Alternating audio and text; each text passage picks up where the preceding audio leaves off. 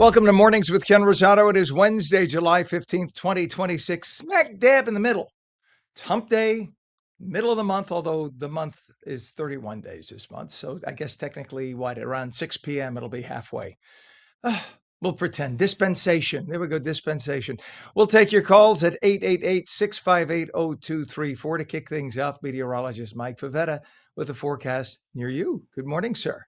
Good morning, Ken. Yeah, another hot day. Really humid today as well. As yesterday's heat kind of started feeling it toward the end of the day, but that extreme heat moves on in through this afternoon, right through 8 o'clock tonight. That is until the cold front passes through, dropping the humidity very nicely, and it'll be much more comfortable by tomorrow afternoon, although still warm. You see the orange shades in northern and southern New Jersey showing the heat advisory for feels like temperatures up to 105. So here's the record high that's possible throughout this afternoon. All of these areas shaded in that purple, and then of course the red extending up to Boston, down past DC. It's going to be a very warm finish to the day. While it's not as humid tomorrow, it's still warm. So all of that heat repeats itself once more right through the East Coast and the Midwest. You can thank that high pressure keeping all the clouds at bay. It's very, very clear today, except for the haze that'll be around that. And that's due to the wildfire smoke that concentrates throughout the afternoon as it works its way in. That's from Canada. That's moving eastward today. Down south, there's where the rain showers are. So we stay dry once more this afternoon. So the trouble with the high pressure is that it's allowing all of that air from high above our heads to sink closer to the ground. And that's what's going to give us that poorer air quality today as that wildfire smoke moves in. You got a taste of it yesterday with that sort of haziness to the sky, that milky shade of white. That repeats again today, but except the smoke will be a little bit closer to the ground, allowing for some more of that poor air quality through the end of the day. And then with the high pressure sitting offshore for Friday, we get a beautiful afternoon before rain comes in early Saturday morning. So it's something to keep in mind as the heat continues to build through this afternoon today, Ken. And with that, it stays unusually warm through the end of the day, thanks to that very clear sky off to the east. So the wildfire smoke is concentrated up in the upper Midwest, right on the Canadian border, working its way right along the jet stream down toward the New Jersey through this afternoon. And you can kind of see right there as that sinking air allows that smoke to lower through the atmosphere. It'll give us poor air quality through the rest of the day into tomorrow, probably seeing that clearing as the cold front passes later on this evening into tonight. The other story is the Saharan dust, which has still been concentrating. It's not as concentrated as it was the last few days, but still in the Atlantic basin, any hurricane kryptonite is very helpful this time of year during hurricane season, Ken. Oh, my God. I'm just thinking about the dust. I spent all night dusting, and now you're telling me the Sahara dust has got to come in? Who's going to clean up after her Sahara? And why does she have dust? I just want to know. Inquiring minds want to know. Just saying. All right, Michael, fine. Thank you, sir. We'll check back with you. I'll go take my meds. It is 3 minutes after 7 right now, East Coast, 3 minutes after 4, West Coast. In terms of traffic on the New Jersey area right now, all we have is some issues. Route 21 northbound, north of exit 13, Ackerman Avenue to exit 14, Route 46 in Clifton. Just some delays, all lanes open. Garden State Parkway delays right now, northbound from north of exit 148, JFK Drive to 150. Kind of the same area that always has buildup, just happens to be having it now. Again, no accidents, no problems. And on 280, we have delays eastbound, east of exit 12, Garden State Parkway to exit 15. Again, all volume at this point. In terms of the Hudson River crossings, we take a look at the Holland and the Lincoln. The Lincoln Tunnel right now is going to cost you 20 minutes in. This is the Holland Tunnel 139 on the right side, bumper to bumper. That's a solid 35 to 40. GWB upper and lower levels right now, 80-95 approach are moving but heavy. The current flow is going to cost you about 25 minutes into Manhattan. You can see right there, upper level on the right, lower on the left. It could be much worse, but it is what it is on a Wednesday morning. President Trump has abandoned a proposed 20% fee on cargo travel through the Strait of Hormuz, saying that the plan will instead be replaced by trade and investment agreements with Gulf states. The decision comes as the United States prepares to resume a blockade of Iranian ports amid renewed military strikes and severe disruptions to shipping through that critical waterway. U.S. Immigration and Customs Enforcement has reportedly been ordered to temporarily suspend most vehicle stops following deadly ICE-involved shootings that happened in Texas and Maine. The pause will allow officers to receive additional training, although vehicle stops may continue in cases involving dangerous targets. The directive comes after 26-year-old Juan Sebastian Guerrero, who officials say was not the intended target of an operation, was fatally shot by an ICE agent in Maine after not obeying the agent during a traffic stop and trying to flee. So the bottom line is, if somebody who identifies as any kind of an officer approaches you and tells you to stop, or comes up behind you with a light flickering and says stop, you stop. You stop. If the officer says hands up, you put your hands up. If the officer says get out of the vehicle, you get out of the vehicle. It's pretty simple. The second you do something otherwise, like get back in the vehicle, put it in drive, and try to flee, you get shot. The second you start running from the officer, you can get shot. So it's a pretty simple rule. You do what they say, you don't get shot. And then if they made a mistake, they apologize, you go on your way. It's simple as that. So, not saying that that's what happened here. An investigation has to happen. But in almost every single incident where there's a police-involved shooting, you look at the camera, the video later, which mainstream media then tends to keep from us or doesn't follow up with the follow-up story because it doesn't fit the narrative. And later it'll show, oh, the person was ordered 9 times to get out of the car and didn't get out of the car. They keep asking, why? Why?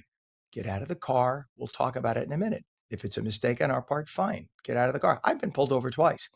One time I was told to get out. One time I was just asked questions. Turns out it was somebody similar they were looking for. That's probable cause. They have a right to do it. You don't like it, change the law. But just listen to what a police officer says, and you won't get hurt. It's as simple as that. Supreme Court Justices Elena Kagan and Amy Coney Barrett appeared before Congress to increase security funding. As threats against judges continue to rise, the court is seeing more than $228 million seeking more than $228 million for the next fiscal year, including $14.6 million to expand protection for the justices. Both justices described personal security concerns, including threats, swatting, and intimidation tactics, while lawmakers from both parties expressed support for strengthening judicial security. President Trump has paid E. Jean Carroll more than $5.6 million, including interest, after a jury found him liable for sexually abusing and defaming her. So it was a $5 million reward. He hadn't paid because he was appealing. Now with the interest, it's $5.6 million, and he's paid that. The payment was released after the Supreme Court declined to hear Trump's appeal, and a federal judge rejected his effort to further delay the payout. Trump denies Carroll's allegations and is separately appealing an additional defamation judgment worth nearly $84 million. Florida was preparing to execute 74-year-old Dennis Socher, who would become the oldest inmate put to death in the state's modern history. Socher was convicted of the 1982 murder and kidnapping of 18-year-old Patricia Gifford, whose body was never found. His scheduled execution comes amid a surge in executions in Florida and growing attention on the aging death row population, with another 80-year-old prisoner also scheduled for execution later this month. So here's the deal, just to clarify. These are people who were sentenced to death under law 20, 30, 40, 50 years ago in some cases. But with all the appeals and different elected officials in Florida, the Democrats who came into power twice, they postponed the death penalty or ended the death penalty or commuted the sentence, made it life in prison, etc.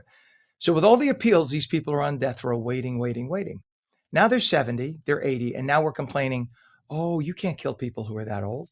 Well, we didn't want to wait until they were 80. The plan was to kill them when they were 40 because of what the rapes and murders that they just committed. But you're the one who kept them alive till 80. Now you don't want us to kill them because they're 80. That's the law. You don't want to do the time, then you don't do the crime. So these people who have committed serious murders, etc., rapes, they have the death penalty for a reason. They've had 20, 30, 40 years of appeals that we don't hear about. And unfortunately, that's the death penalty. And death penalty has been around for 3,000 plus years. It is 10 minutes after the hour. Nearly 7,000 cases of cyclosporiasis, a foodborne illness that can cause severe and prolonged diarrhea, have been confirmed or are under investigation across at least 34 states. Michigan has reported the largest number of cases. Does that mean that they're full of? No. And health officials are investigating lettuce or salad greens as possible sources, although no specific product supplier or distributor has been identified and no recalls have been issued. At least 141 people have been hospitalized while no deaths have been reported. But remember, when you have severe diarrhea, what usually happens is you dehydrate and you can actually die from dehydration. So if you have that issue and you find that after a day or two, you can't hold down water or you can't drink enough because it's constantly going out, you need to get to the hospital to get an IV. So it's simple as that. And so fortunately, nobody has died so far, but they've called it explosive diarrhea. Not to be disgusting, but they have called it that because it's not just a little, oh, I have a cramp. It is sudden and big. So just so you know. Sad news. Captain Chesley Sully Sullenberger, the pilot celebrated for safely landing, remember, on the Hudson, Flight 1549 from the now defunct U.S. Airways. In 2009, he announced that he has early stage Alzheimer's. Sullenberger said that he's experiencing symptoms including difficulty recalling names and recently told stories. The retired pilot and longtime aviation safety advocate says that he hopes sharing his diagnosis will encourage others living with the disease to speak openly and face it with courage. A massive Tyrannosaurus Rex skeleton named Gus sold for a record-breaking $50.1 million at a New York auction, becoming the most valuable dinosaur fossil ever sold. The roughly 67-million-year-old skeleton stands 12.5 feet tall, 38 feet long, and it's about 61% complete. Sotheby's had estimated the fossil would sell for between 20 and 30 million, but 7 bidders drove the price far higher during a brief auction. I wonder if he likes having his age disclosed. I would be upset. Poor Gus. It is coming up on 13 minutes past the hour. When we return, we will speak with a woman who's turned her experiences into a creative community to help others feel safe. We will have a lot about that. Plus, meteorologist Mike Favetta's forecast. We are in the middle of a heat wave. Yesterday broke 90. We're going to do it again today. And we are taking your calls at 888-658-0234. 888-658-0234. You're watching Mornings with Ken Rosato, now live on the East Coast and the West Coast and our channel in Florida on FLA.com. Don't go away. We're back in 2 minutes.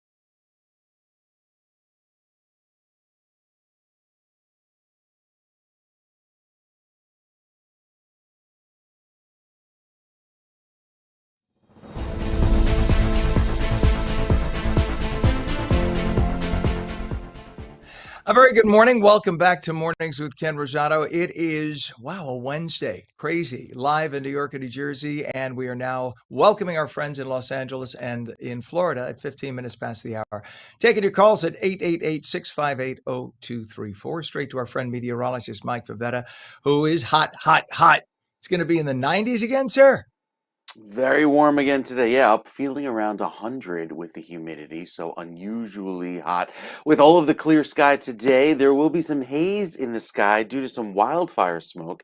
That rolls in through this afternoon. You can see with the futurecast, high pressure sitting off to our north and west, and those clouds working in from the Midwest by the afternoon. Really, that it's the kind of gray sky we'll see from that smoke through this afternoon. And then later on this evening into tomorrow, clearing with some wet weather coming in by Saturday. So hour by hour, you can see into tomorrow and Friday, a nice clearing to finish out the work week dry. But Saturday brings back some wet weather that'll likely keep some showers around for most of the day. It looks to be a pretty wet day. Sunday could start off a bit wet, but clearing through the afternoon, especially for the big game or any watch parties you may have as the big game takes over up in East Rutherford. So here's the deal with the smoke. You can see all these red dots here up in Canada, right over the border, over the Great Lakes, and that smoke is settling down to the northeast today. The forecast models have the smoke becoming pretty concentrated later on this afternoon after 5 and 6 o'clock. You see this bright shade of red appear just as the sun is setting and then sinking south through 8 or 9 o'clock this evening. So the sunset this evening is going to be spectacular with that smoke around, but the sky condition, not so blue, kind of a little gray, and that also impacts air quality as well through this evening, especially as the cooler air sinks on in with that drier weather forecast. Air quality today up in the unhealthy group for sensitive groups, meaning that those with respiratory issues or asthma need to take it easy, because as that smoke concentrates closer to the ground later on this evening, we'll likely see that air quality drop. Into this afternoon with that clear sky again, keep an eye to the sky because it'll be sort of a milky, hazy white as that smoke settles in. But the worst part of the smoke happens after the peak heating of the day, probably around 6 or 7 o'clock, as the atmosphere cools and tends to shrink closer back to the ground. It's called the PBL, or planetary boundary layer, as it arrives closer down to the surface of the Earth. Ken, happens every day.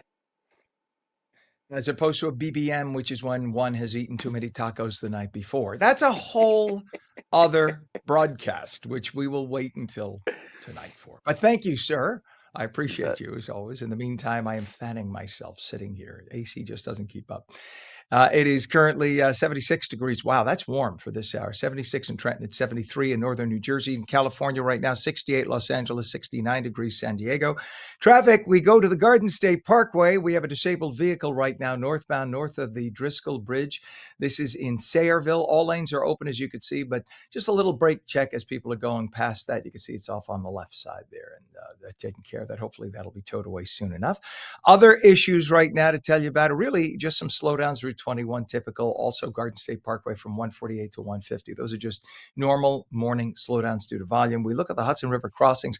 Let's go to the Lincoln Tunnel. Well, actually, we'll tell you about the Lincoln. We don't have the camera right now, but the Lincoln Tunnel right now is going to cost you 30 minutes in 495 buildup as people face east. They come around the helix. They get the sun in their eyes, and that's causing that problem. Holland Tunnel, Route 139, the approach off of the turnpike right now is going to cost you a solid 40 minutes. Look at those stopped vehicles making your way to the Holland Tunnel. And we go over to the GWB, which is not so bad. Upper and lower levels, 80-95 approach, actually moving quite well. It's only 20 to 25 minutes in. As you can see, upper levels on the right, lowers on the left. To Los Angeles we go. We got a couple of accidents. One is in Antelope Valley. This is on State Route 14 at West Lancaster Boulevard.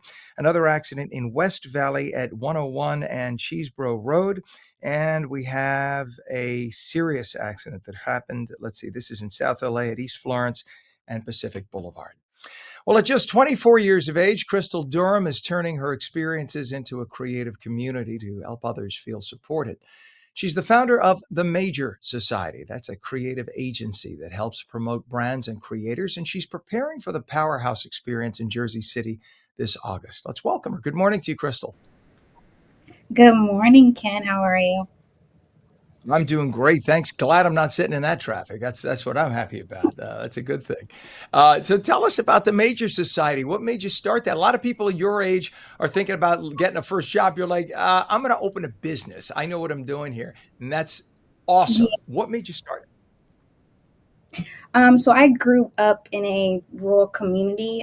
I was really the only person in my community who kind of looked like me.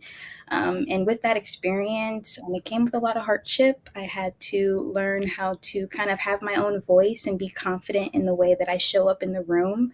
Um, and I always say that I wish that the major society was something that younger kids had when I was my age. It's really supposed to be a place where people can feel at home, and honestly grow their skills. So whether that be photography, film, styling, modeling, my really biggest goal when I was younger, dealing with those hardships, the four walls of my home where I grew up at was really where I was able to express myself and my creative ventures. So our slogan for the Major Society is a creative's home. So the goal for that is to kind of tell people that you can come here, grow, and build.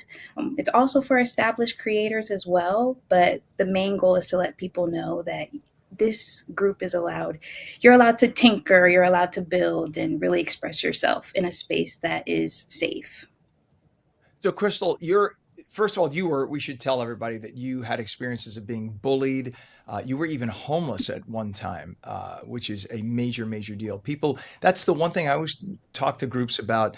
That is, usually people, if they have a roof over their heads, no matter where it is, even if it's in a friend's house, or if they have that and they have food, the rest of it is going to be stressful, but they can get by.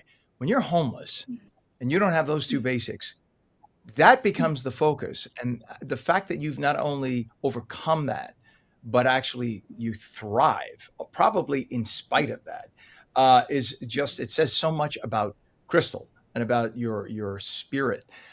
Did those experiences, would you say, help really shape where you are right now?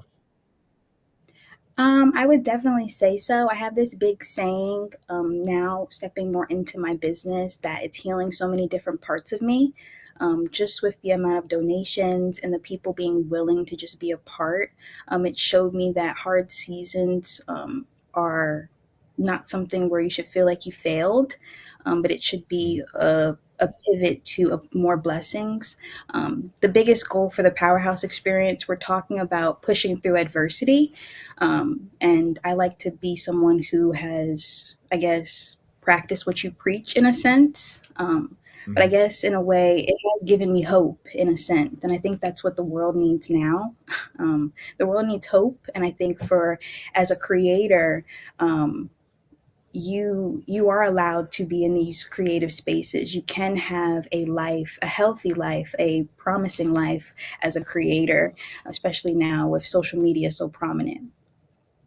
So when you invite people to your space, right? And they are what kind of creation are we talking about? Are we talking about general art? Are we talking about social media creation or all of the above?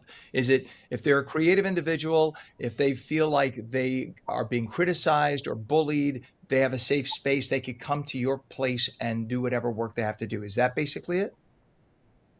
Yeah, so we amplify voices. The biggest thing is we give first opportunities.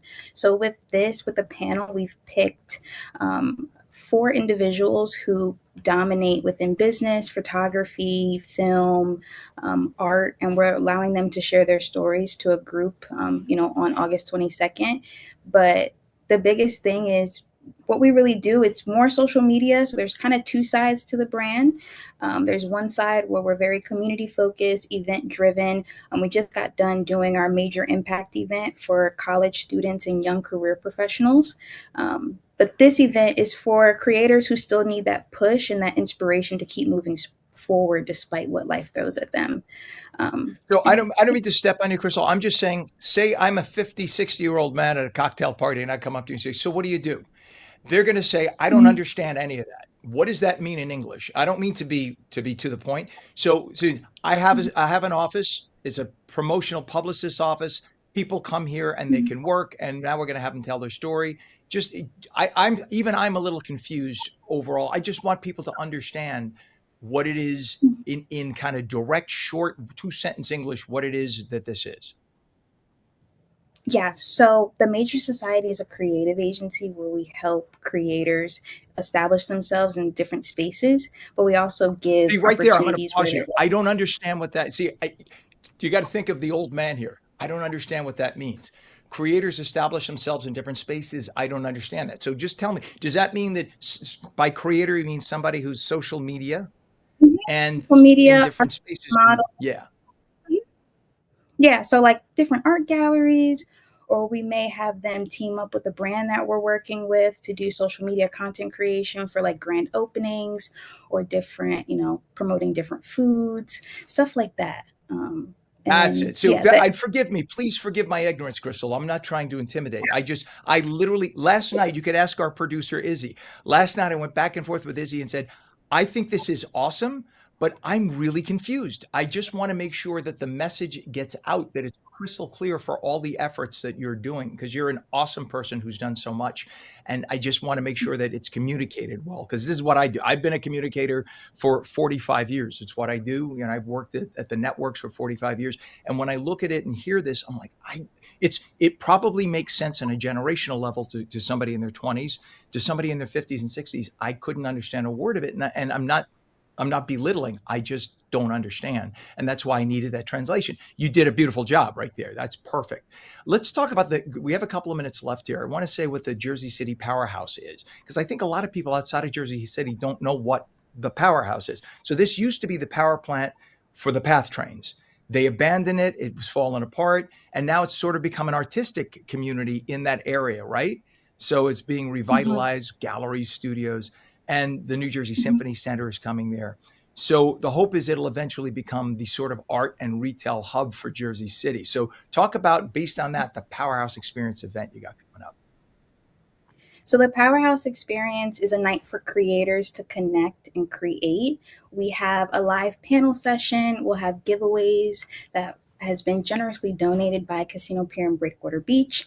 We'll also have complimentary drinks, and it will be hosted by Tanny Kurt. He is a creator that is based in New York City. So we're really, really excited about that. But as I was mentioning earlier, we did pick 4 creators who dominate in the photography, film, and just art industry overall to speak to the audience about being able to push through adversity. So it's really a night for creation. It's a night to kind of push yourself out there, come out there and network, Mhm. but also have fun too. We'll do different activations, such as like a build a bag station.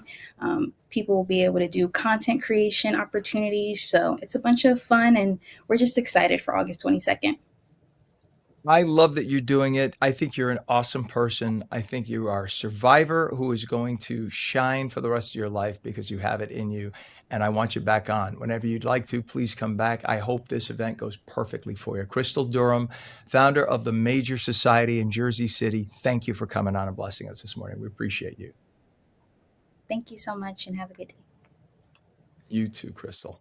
All right, 28 minutes past the hour. When we come back, New York Mayor Zohran Mamdani causes a furor when he releases an ethnic neighborhood map of New York City, leaves out the most famous ethnic neighborhood, maybe one of the two, because you could say Harlem certainly is probably the most famous ethnic neighborhood, but he also left out Little Italy.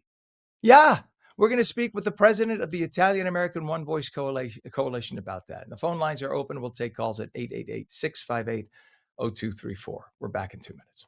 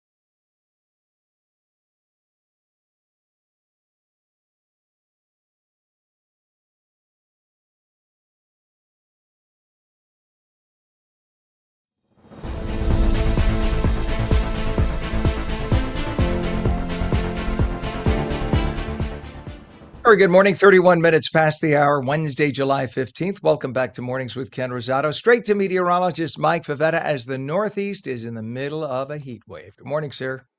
Good morning, Ken. We're going to be baking again later on this afternoon. A little sizzle rolling through New Jersey, but this time with some smoky skies as some wildfire smoke works in this afternoon. So that lovely shade of blue you see this morning kind of going and giving way to a kind of dim shade of gray as that smoke settles. All the clear sky through the working in through the north and west will take over through this afternoon. And then again, we'll see that smoke lower through the atmosphere. Out west, really west of the wildfire smoke, used to have a lot of clear sky. The west coast looking dry this morning and nice and clear as that low pressure just off to the south of LA and the desert there keeps some clouds around into tomorrow. But still not unexpected this time of year, even as some of that clear sky works in throughout tomorrow. Saturday, a little bit of a cloudier finish for our friends down watching on our LA channel, onlaca.com. So with all of the wet weather over the Rockies and the mountains,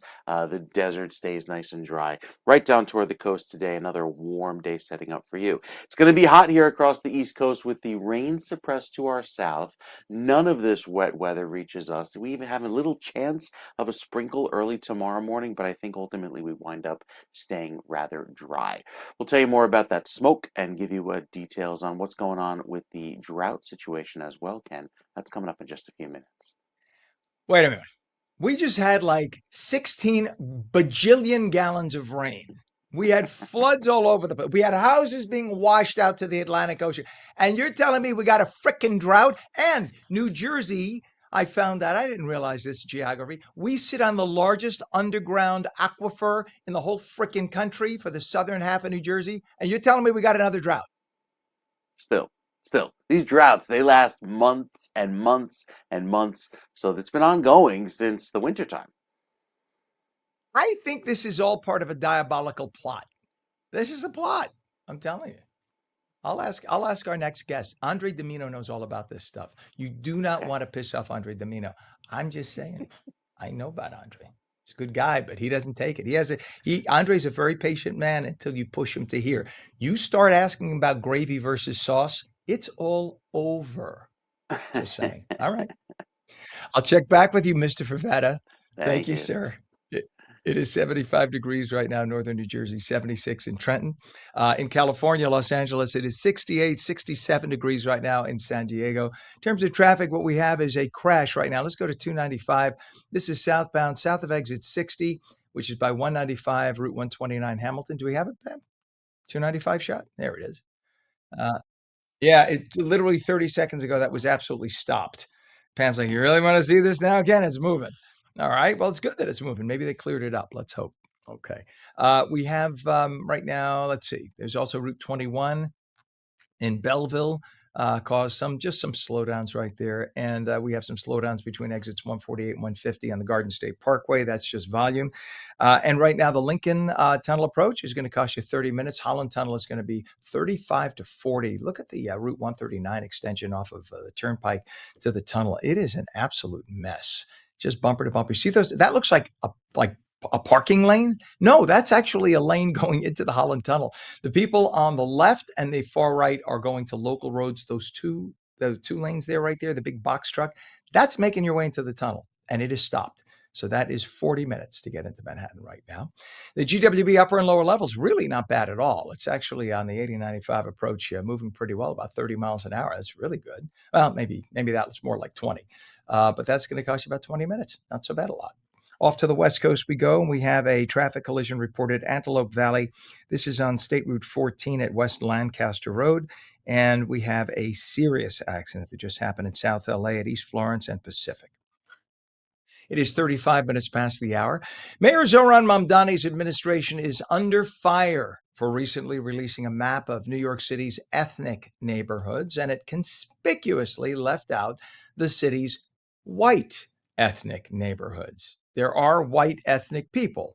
As an Italian American news anchor, when I worked for ABC, I was told by the GM that Greeks, Italians, Spaniards are referred to as white ethnics in the broadcast industry. Whether that's legal or not, that's what we were called because we had a little tan to our skin. Okay. Places like Woodlawn in the Bronx, which is famous as an Irish neighborhood. Borough Park, Brooklyn, famous as an enclave for ultra Orthodox Jews. Astoria, Queens. 40,000 Greeks live in Astoria, Queens. Probably the most famous ethnic neighborhood in America, of course, is Little Italy. One of the reasons people come to New York, one of the first things they go to once they come for theater, let's go tonight to Little Italy. Well over 150 years old. Mamdani's response to the omissions? Well, it wasn't intended to be a comprehensive map. Oh, so you have 30 other neighborhoods most people have never heard of, but you forget the biggies that happen just by coincidence to all be white neighborhoods. Amazingly, though, Mamdani's people listed 3 little Guyanas. Did you know there were little Guyanas in New York? 3 Chinatowns, not 1, but 3.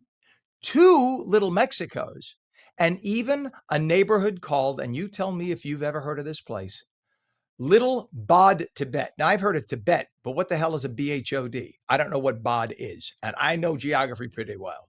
But he has a Bod Tibet, but he doesn't have Little Italy. 28 of the 30 ethnic neighborhoods listed are non-white.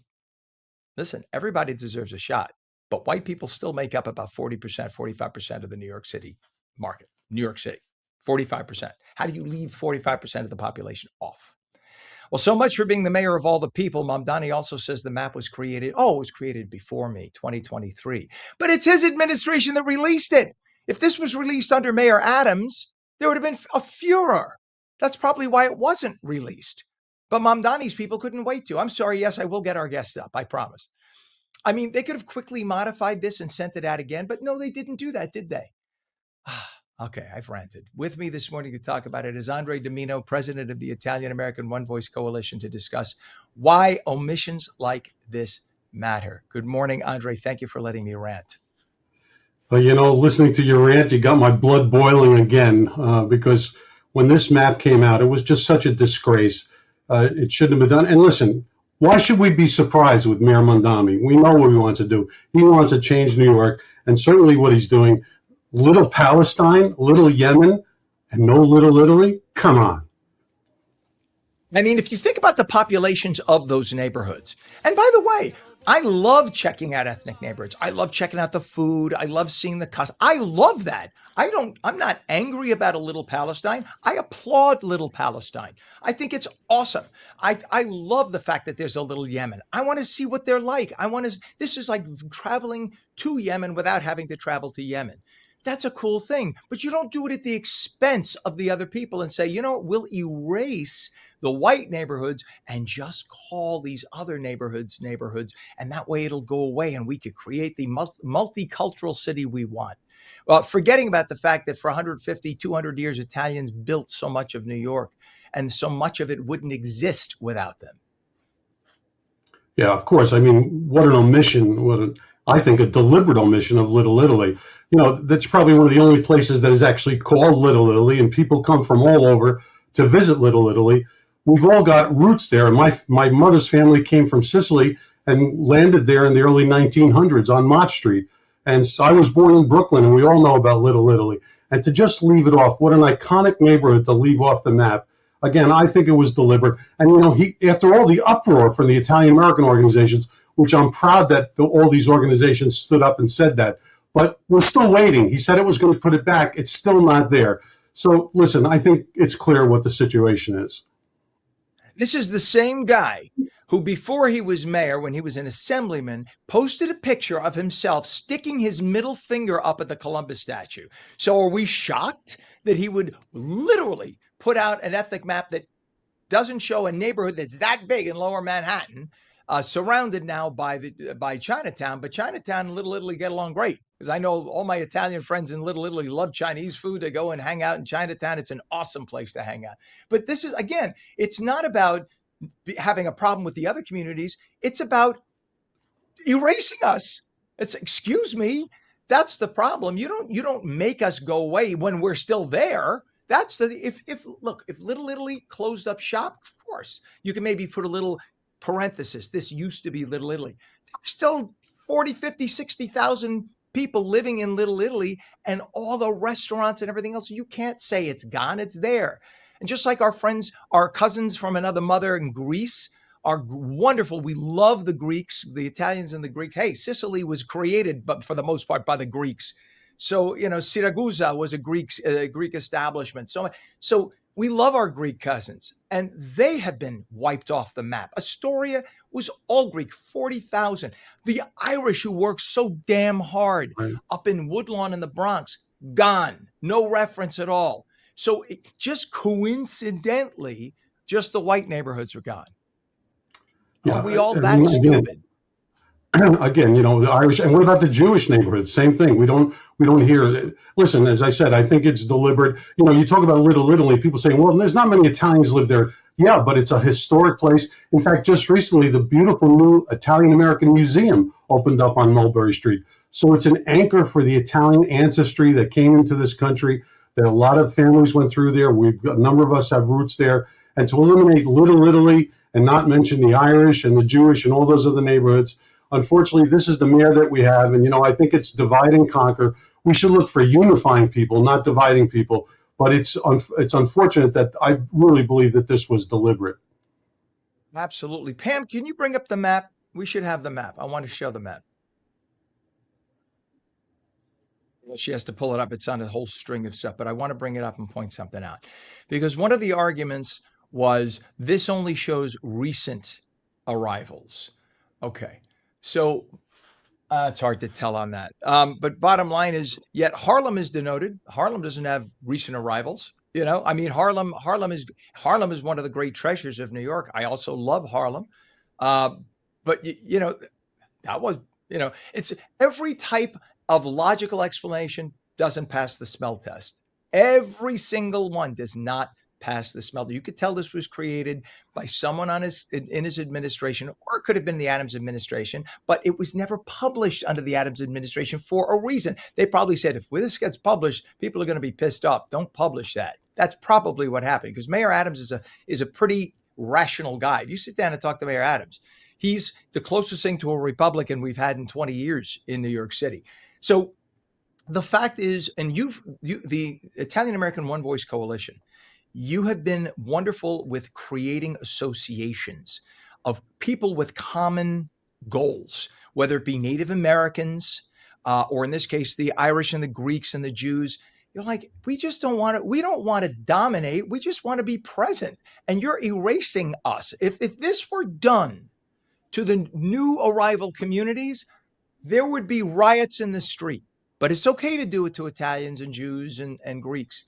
Just take us for granted, because in the Mamdani world, he does not foresee a future with anyone but non-white people. And that is his goal. That's what he wants to see. New York City, 50% of all New Yorkers were not born there. Well, you said it before. We know where he was at, because with respect to Italian Americans, he did give the finger to the Columbus statue and say, take it down. So we've got to stay vigilant and watch him, because what's he going to do? Not give the permit for the San Gennaro feast in Little Italy? Is he going to stop the Columbus Day parade? It's unfortunate, but we think that the die is cast with this mayor, and he wants to change New York, and he's going to do it by separating people and ignoring our history. And we just can't let it happen. Well, here, just to let you know how this show stands, my last name is Rosato, your last name is Domino, and we have a lady coming up who's also, let's just say, of an Italian extraction, who's going to be talking fashion in just a minute. But we welcome everybody. See, there's the difference. Everybody is welcome on this show, period. So nobody is excluded. So my dear friend, Andre Domino, the website, IAOVC.org, the Italian American One Voice Coalition, IAOVC.org. Andre Domino, president of the Italian American One Voice Coalition. We love you, my friend. Thank you for coming on this morning. Thank you, Ken. Take care. You bet. You too.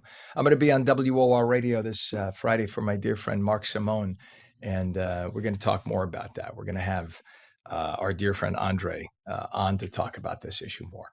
It is 45 minutes past the hour. When we come back, what does dressing up mean today? You dressing up used to be put on a tie, whatever. As a guy, dressing up has different interpretations by different people. On New Jersey's fashion expert, Dawn Del Russo, will be here to talk about it. We're back in 2.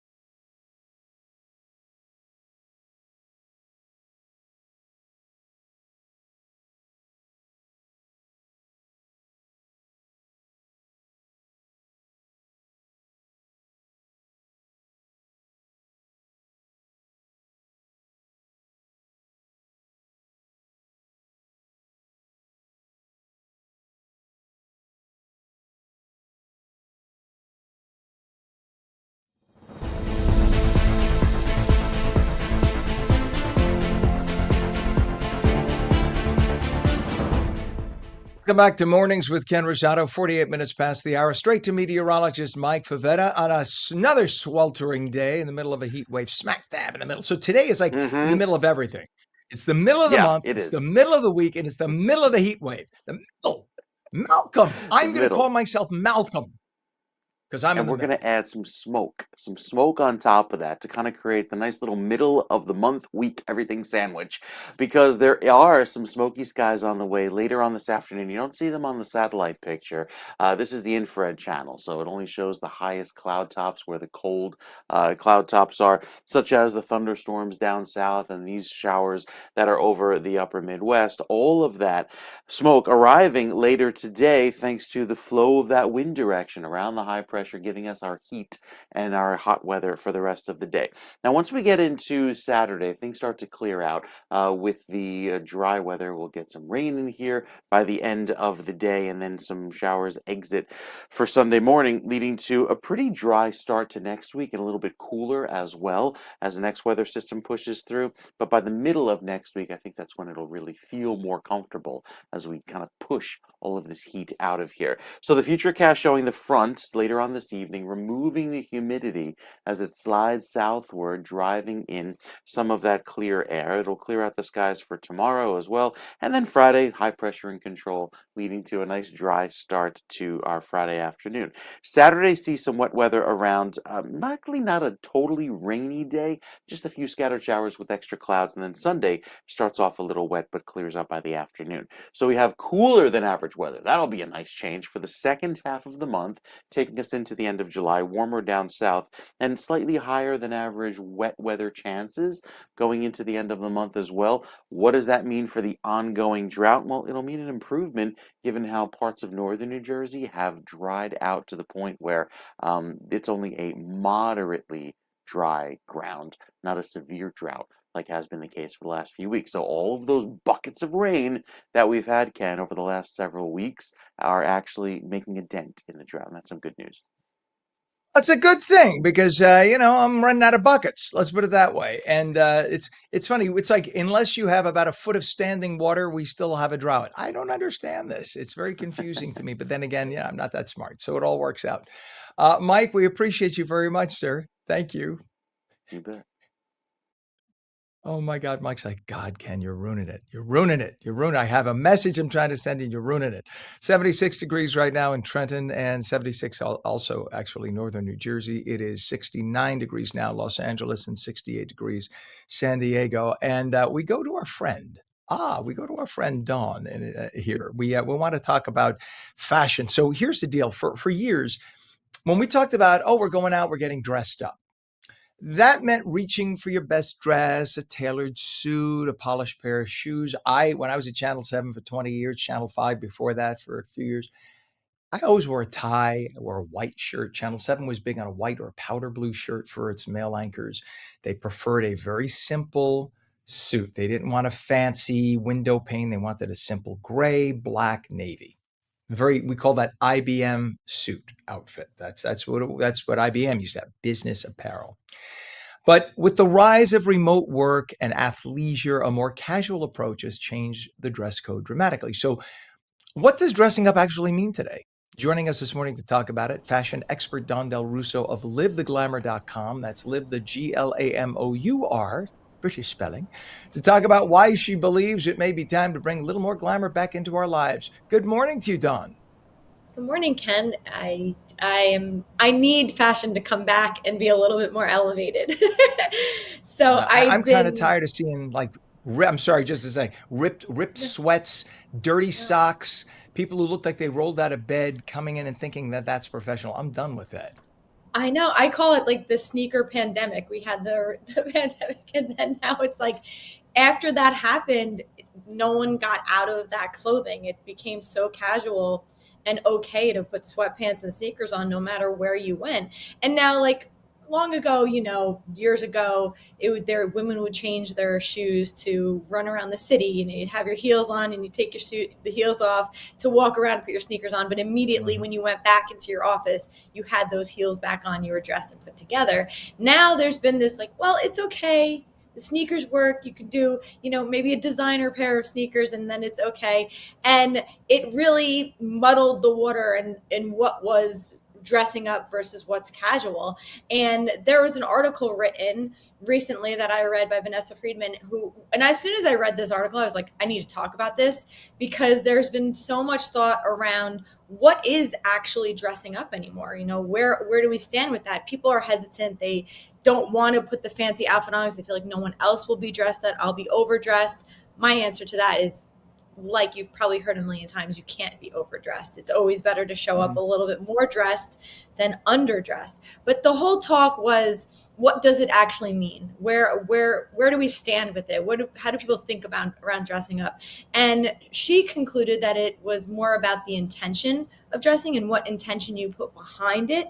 And as you're standing there getting dressed, whether it's in the morning or going to an event, how do you want to present yourself? How do you want to look? How do you want to feel? Those things and the emotions go into it more than just like a rule that someone's telling you. Mm-hmm. Well, it's interesting to say that. I was at lunch a few weeks ago, and I was greeted by a woman at the host stand. I'm afraid to say hostess because now it sounds like I'm being misogynistic. It's like, I'm trying to say a female host. Okay. We used to use the word hostess without disrespect, and now it's like you get slapped for it. But she was a hostess. Okay. Right. Let's not make the politically correct people rule the roost. I know. Anyway, so she was lovely. She was absolutely adorable. Hair done beautifully, makeup on, very sweet smile. But she was wearing a hoodie that was kind of like a fashion hoodie. It was oversized. It came down to her mid thigh. And then she had her bare legs and then sneakers. And while she looked cute, I'm thinking it was a very formal restaurant. And I'm thinking, I was kind of mixed. I thought about it and say a word about it to anyone I was with, because you could see she took time for every other aspect of her presentation. It wasn't like she was rolled out of bed. But I thought to myself, is that where we are today? So it feels like it's just because hoodies just don't strike me as formal enough for anything but the gym. It's not. I don't think so at all. And I really wish there was more of an answer to that we shouldn't be really wearing that stuff to those places, especially for work. I say this all the time, and I think the whole remote work did change it a lot. And it was like, well, I don't really need to get dressed up. It doesn't really matter. There's this comfort. I actually interviewed someone to work for me, and she showed up. It's such a nice girl, sweet, just so casual that I said, how can I even let that represent who I am? If you're going to, whether we're going to things together or you're going to an event where you show up representing my brand, how can I expect you to go there, especially working in fashion? I mean, I'm talking working in fashion. And it was so casual that outside of that, any like corporate jobs, working in an atmosphere where people are around you, I think there has to be some level of consideration for what you're wearing and how you're going to look, because it does matter. I mean, even like the airport, getting on an airplane, I see people show up in pajamas and think like, did you change? Like, did you switch from what you wore to bed to what you're showing up in the airport? And I say the whole answer when someone's, it's comfortable. I need to be comfortable. There are plenty of outfits, plenty of things that you can wear to still have that same comfort, but look put together and how you present yourself. And that really does lead into what people think of you. Everyone wants to argue like it shouldn't matter what I wear and it's about my personality, who I am. And I disagree with that. I do not think that I think first impressions really do matter. And we do still live in a society, and I think it's okay that we live in a society where someone's going to look at you and judge you on what you're wearing, how you're showing up to work, how you're looking at, at a restaurant, at an airport, at occasions that you're going to. And if you are wearing sneakers or flip-flops or really dressed down baggy jeans, it doesn't really present you in a way that someone's going to take you seriously. Yeah. Just a quick story on the way out. I remember when I was doing radio on Long Island about 100 years ago, we had our morning producer show up wearing a T-shirt. I'm not kidding. Before I say that, he had spent the morning talking about the fact that he had to go fight a speeding ticket. He had to go to court that morning. and he was wearing shorts and a T-shirt that said "F," full word, "F the system." And I Oh, said, "Are you going to go home and change first?" And he said, "No." And we had this debate. He was like 20 years old. I was maybe in my 30s. We have 30. We had this debate, and he said, "No, it shouldn't matter what I wear." I said, "Right. It shouldn't matter what you wear, but it does. It does. First impression. You see somebody coming at you with a baseball bat and an angry face, you are going to judge the person whether you want to or not. It is automatic. You're not actively choosing to judge the person. It is part of your protection mechanism in your brain. And when somebody comes at you, like when you see that judge and you have a shirt that says F the system, guess what? The judge is the system. He's saying F you. So he said, "Well, I'm going to wear it." I said, "I'm not telling you what to do. I'm just giving you polite advice to a friend." Next day he came in looking bummed. Right. He not only got the full ticket, he got extra points and he got an extra fine because Yep, the there's judge said, easy "You're coming into answers. my courtroom." Yeah, it's very simple. Exactly. If he had a plain white Get T-shirt, dressed he would have up. been fine. It's very simple. Exactly. On New I say it all Jersey's, the time. and you're right. You're right. On New Jersey's fashion expert, our dear friend Don Del Russo of livetheglamour.com. That's livetheglamour.com. We love you. Thank you for coming on this morning, Don. Dress up. Thank you. Yes. It is 59 minutes past the hour. Those of you watching on LACA on the West Coast, stay tuned for your local news. If you're watching on New Jersey, we will be back with New Jersey news, opinion, weather, and traffic. Thanks for watching.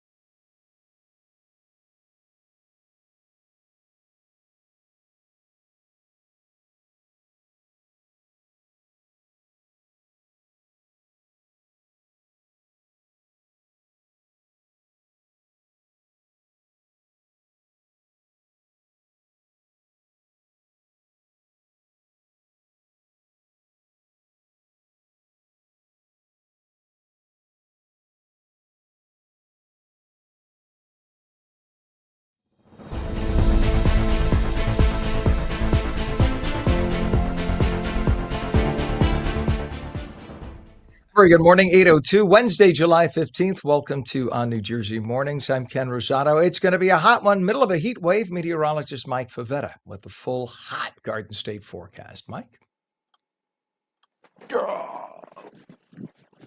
Here we go. Good morning, Ken. Sorry, the computer was just loading slowly. The scroll Take two. wheel stopped. Mike?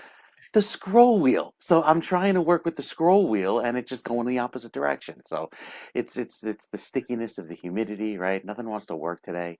It's probably condensation on everything, as is the case with that high humidity around this morning. So we start off with a little bit of that warm weather right now from Newark and Hackensack, already 81 degrees at 8 a.m. Long Branch, 80 degrees this morning, 81 in Flemington, and with that humidity sky high, disregard this little blip in the matrix right there from Mount Holly and Medford. But with all of the very humid air that's in place, the high humidity from Newark and Flemington and Trenton, this is like Miami levels of humidity, and this will feel very warm going into this afternoon.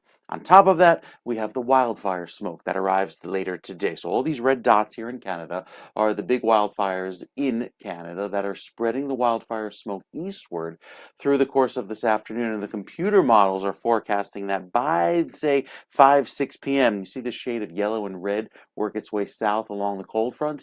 That will concentrate this smoke closer to the ground and lower our forecast air quality, also bring back kind of a hazy milkiness to the sky right in through this evening. It will make for a pretty stellar sunset, but it's not the healthiest air to breathe as those particulates are working through the atmosphere. On top of that, it's going to feel like 100 later today, so the news just keeps getting better. Right up through Bergen County, 101 is our actual air temperature, 103 in Trenton, and down the turnpike staying warm throughout today. Tomorrow, not as humid, but it's still hot. Actual air temperatures climb into the mid-90s, and then we once more make it back to the 90s for Friday, right up there, around 90 degrees, 89 there in Newark for the end of the week. Saturday looks a little wet, and then I think Sunday morning clears out by the afternoon after a little bit of a wet start. So the next few days, smoky today. Thursday, on Friday, we're back to the 90s on the end of the week, and then Friday into Saturday sees those clouds return with some wet weather to kick off the weekend. We'll tell you more about the next week's weather with the 7-day forecast, Ken, coming up in a few minutes. All right, Mike, appreciate it, sir. 8:04 right now, and it is hot. We have a temp of 75 degrees already, northern New Jersey. It is 80 degrees right now in Trenton at 8:05 in the morning. That's like hotter than Fort Lauderdale is right now. It's crazy. 68 degrees on the West Coast. Think about that. Go to LA and cool off. In terms of traffic, we have a few issues right now. Garden State Parkway, let's go to this. There is a crash. GSP southbound north of exit 136, Stiles Street, Cranford. All lanes open, as you can see. Just looks a little, doesn't even look that slow. They're only going about 30 miles an hour. That's not so bad. So that's the issue. But this is at 136 in Cranford Township. We have a vehicle fire. We do not have a camera shot for. It's out right now. But on Route 4 eastbound, Route 17, Paramus, very busy interchange. The right lane is closed, and that's causing about 2 miles of backups right now.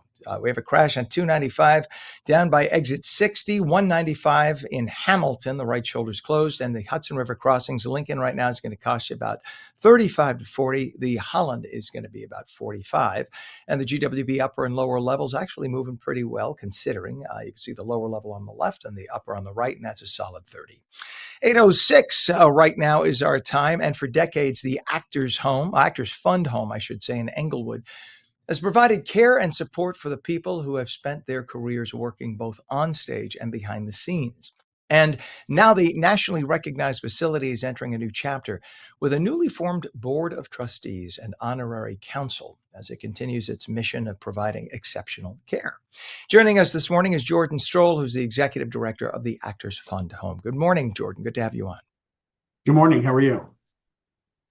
Thank you. So talk about when this was founded and the purpose behind funding it and founding it.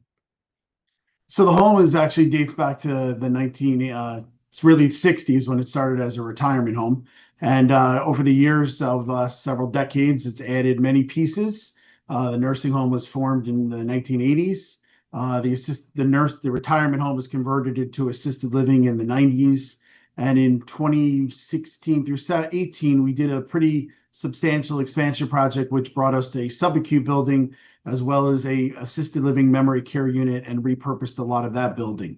So it's been around for about 40 plus years, and the home is here to take care of people, certainly in the entertainment industry. So, and it serves everyone, right? From actors and musicians to stagehands and writers and designers and any entertainment professional. So what makes caring for this particular community unique? I think I know the answer, but I'm going to ask you first. First of all, they're great individuals. They have amazing talent, and they have amazing careers, and their stories are incredible to hear.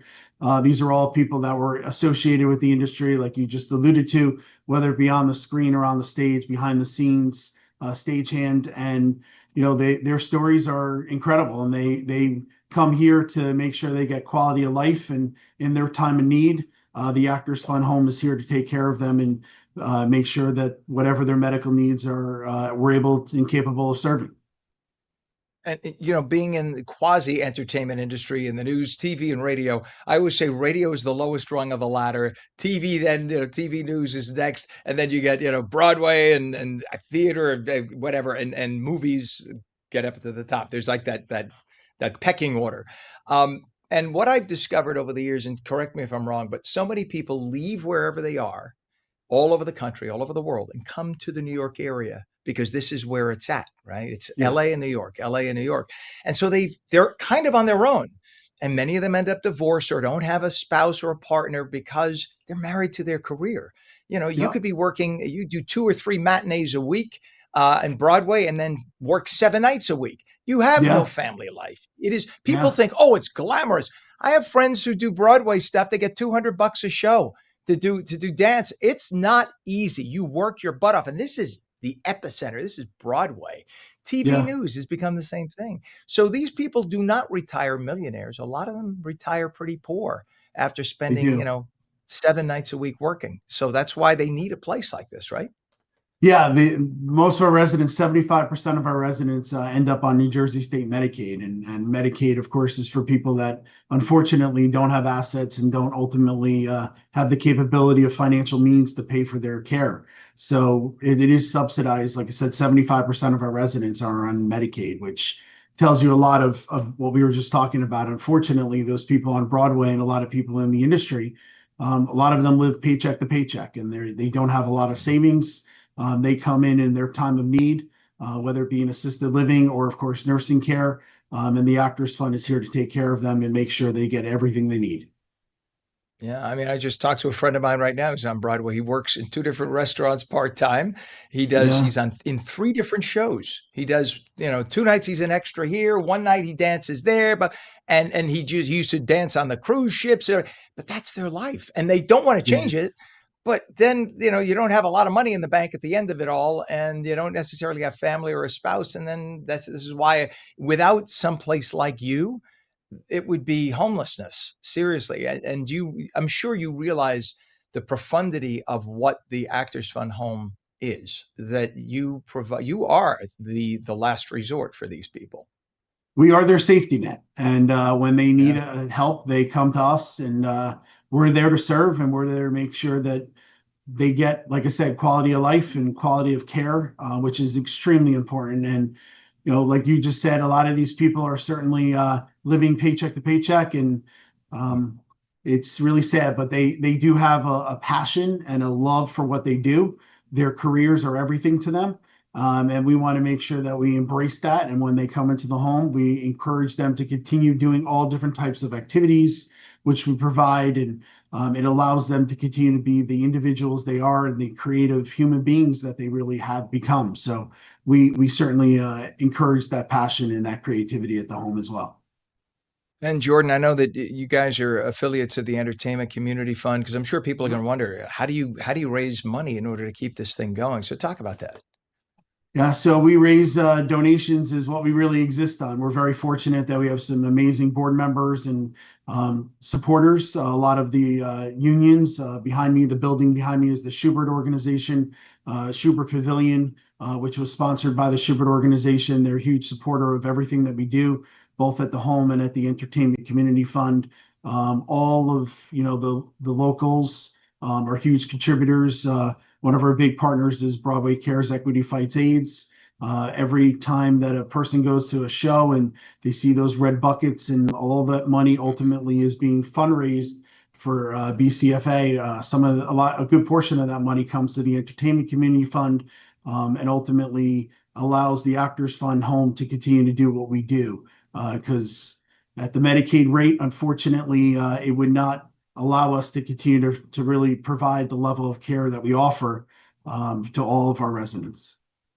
And from the rankings, you guys run one of the best nursing homes anywhere. You guys get consistently high rankings. So you do the job well with the funds you get. For members of the entertainment community who may need the services, how could they reach out? Best way is through our website. www.actorsfundhome.org is the best way to get us, direct you there. And through that, we would also connect us to the Entertainment Community Fund's website as well if you need those type of services or any type of financial or social services which the corporate entity provides. So the website's really the best way to get us. You guys are literally angels sent from heaven, and there's a very special, nice place next to our creator for what you guys do. Jordan Stroll, Executive Director of the Actors Fund Home. Thank you so much for being there for all the folks who genuinely need you, and thank you for coming on this morning. Thank you so much. Appreciate it. You bet. I think a lot of people have that misconception. They see like a Tom Cruise makes hundreds of millions of dollars. They think all the people on TV and radio and the people on Broadway, they're all rich. The majority of them can't pay a bill. They cannot pay a bill. But they do it because they love it. It is 8:13. When we come back, people are fed up with the constantly rising cost of prescription drugs. We'll speak with the head of US RX Care about that. Sunny and hot today, highs mid-90s. We're coming back in 2.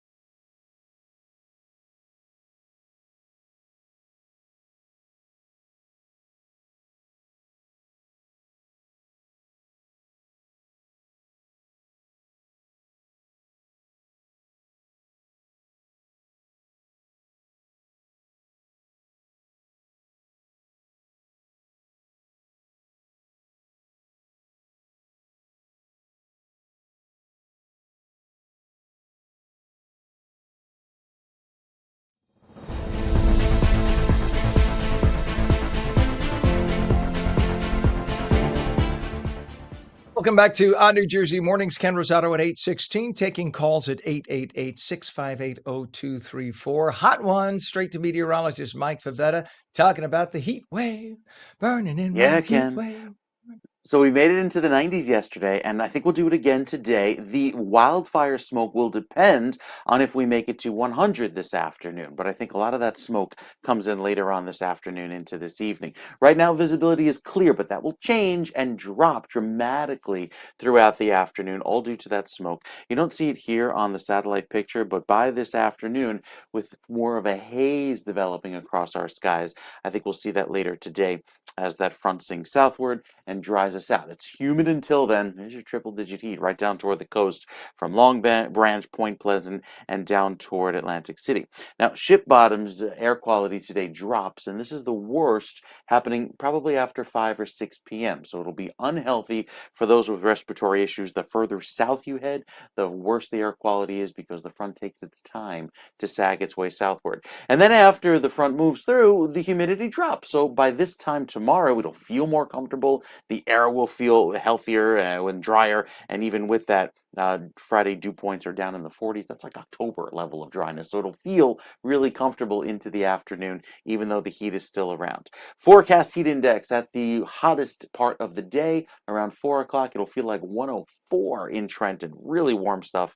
And then by tomorrow and Friday, only feeling like the low 90s and then the 80s by the end of the week. I think Saturday is still warm, even though there's some showers in the forecast. And then starting off our day on Sunday, a little bit drier by the end of the day. So the UV index is back up at an 8, which is very high. Still need the sunscreen today. All of that clear sky off to the west, helping to transport that smoke in the upper atmosphere through the end of the day along the jet stream.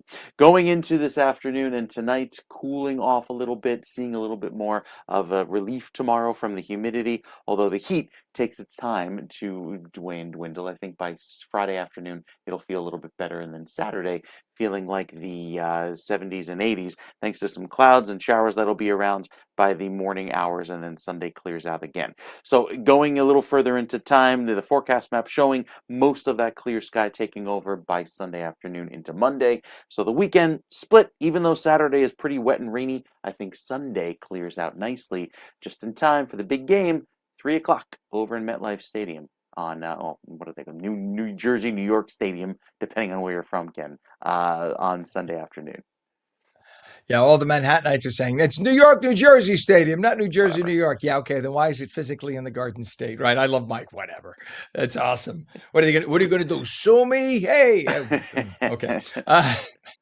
Thank you very much, Mike. We'll check back, sir. It is 76 degrees in northern New Jersey, 80 right now in Trenton, and it is 75 in Cape May at 8:19. A few things to tell you about traffic-wise. We have a crash on the Garden State Parkway. This is southbound north of exit 136 Stiles Street in Cranford. All lanes are open, but you can see just a little bit of a slowdown right there. Of course, that's why when Pam hesitates to take the shot, it's because suddenly it looks like traffic is moving. That's why she hesitates, right? She's laughing. That's why, because normally if there's bad traffic, that shot is up there. And so a second ago, that thing was bumper to bumper. Let's hope it's cleared up. That's a good thing. We have two other quickies to mention. Vehicle fire, Route 4 eastbound by Route 17, Paramus, right lane closed. Route 295 southbound, we have a crash south of exit 60 by the 195 interchange in Hamilton, right shoulder is closed. Hudson River crossings right now. Let's look at Route 139 coming off of the Turnpike into the Holland Tunnel. That's going to cost you a solid 40 minutes in. Look at that. Those middle lanes go into the tube. The other lanes off to the right are local lanes. They go off into Jersey City, so they are not going into the tunnel. The ones going into the tunnel are stopped. So that tells you everything right through to Lower Manhattan that is stopped. That's a solid 40 minutes in. The Lincoln Tunnel is about 25 to 30 in the GWB, upper and lower levels, heavy but moving at about 10 to 15 right now. That's not so bad. The overall time to get in is 30 minutes from the GWB. It is 20 minutes past, and prescription drug prices are one of the rare healthcare issues bringing Americans across the political spectra together. A new Axios Ipsos poll finds broad bipartisan frustration with the cost of medications, along with growing support for new ways to make prescriptions more affordable. Joining us this morning is Renzo Luzzati, who is the founder and CEO of US RX Care, to break down what the findings reveal about the state of healthcare in America. I was saying, Renzo, between Mike Favetta, Ken Rosato, and Renzo Luzzati, we got to start a law firm. I think that's next. All for it. So, when you have the giant mega pharmacies, Walmart, you have Amazon's pharmacy, you have President Trump with his Trump RX, and you would think this would have brought down drug prices so much. What is going on, and why are the prices still so exorbitant? Yeah, it really is an issue. I mean, if you look at the past 10, 15 years, drug prices have grown faster than the rest of the healthcare economy. It used to be, 20 years ago, drug spend was 15% of the total or 10% or less. Now you see health plans and employers that pay for a lot of healthcare spending 20, 30, 40% of their total healthcare budget on medications. And it really comes down to the fact that medication pricing in this country is set by the market. Everywhere else in the world, if you look at major countries, the governments set the prices. That's why prices in Canada are a third of what they are here in the United States. You look at England, similar. So we have free market pricing, and so the players involved ultimately can charge whatever they think the market will bear. So are we basically bearing the brunt of the pain because the pharmaceutical companies can't make the money that they want to make in Europe and Africa and South America, so they just bill us? In large part, the answer is yes. But you also have to understand that it's not just the drug manufacturers that are involved in the pharmaceutical ecosystem. When you look at a health plan, and most individuals get their prescriptions through their health plan, there's an entity called the pharmacy benefit manager that administers the pharmacy part of the benefit. That entity also has control over pricing. So the manufacturer sets the floor, and then the PBM, the pharmacy benefit manager, often will mark up those drugs that ultimately are paid for by the plan sponsor and shared by the member. If you're looking at a hospital or a provider, if they're administering drugs in the office or in the hospital setting, they're marking up drugs ultimately to the public. So the manufacturers are part of the equation, but there are other players in the equation also that dictate ultimately what the end user is going to pay. So now what would you say to a pharmaceutical manufacturer who would say, well, if you want to artificially impose government pricing, then we will not have a budget in order to create new drugs for research and development. The R&D funds sometimes to come up with a new drug could be billions of dollars because of the massive government exam of the products, et cetera. So you got people dying of diseases waiting for a new drug to come out. The incentive to the company is, well, we're going to make a fortune, so let's spend the money now, we'll make it back. But if they find out they're not going to make it back, then what? And that's the common argument, right? As an American, right, and a capitalist. I mean, everyone is entitled to make a living. Right now, we are taking the lion's share of the upfront, right? I mean, drug manufacturers need to make a profit in order to invest in R&D. They're investing billions of dollars, and they're continually coming up with breakthrough therapies that make a huge difference in people's lives, right? Keep them out of the hospital, keep them healthy. That's important. The problem is the imbalance, and you're correct. In many ways, we are subsidizing the rest of the world in terms of generating revenues and profits for drug manufacturers so they can do what they do.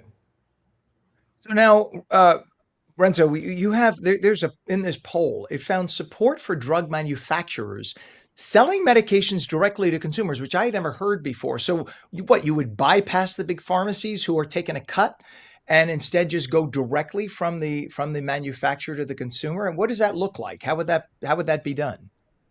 Yeah, so it is something that is growing in popularity. It's not necessarily new.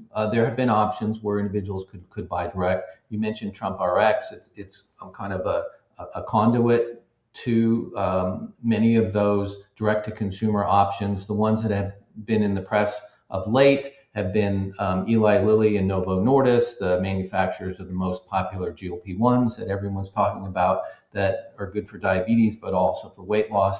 And those manufacturers are offering deep discounted prices for cash-paying customers. The thing that's interesting there, and USR's Care is a pharmacy benefit manager, so we're part of that ecosystem of managing pharmacy benefits. We are a fiduciary, which is unique in the industry. So we're always looking out for the best interests of our clients and the members. Our goal is to provide access to medications at the lowest available cost, and usually we're able to do that at about half the industry norm. But in terms of the direct-to-consumer, the sites specifically say that it's intended not to be used with insurance.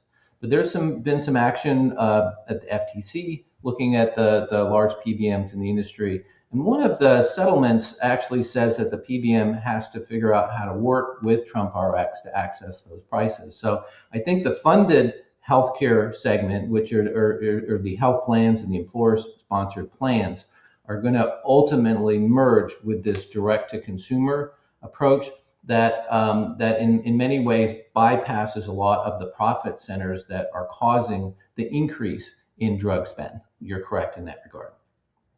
Well, the poll also shows that people are willing to vote for candidates who want to do something about drug prices. So that'll wake up any politician who thinks that can't be something or shouldn't be something at the top of the list. Renzo, give everybody your website. Yes, it's usrscare.com. We're a pharmacy benefit manager, been around since 2007. We have about 5 million lives under management. We serve self-funded employers that provide health benefits through their employer-sponsored plan as well as health plans.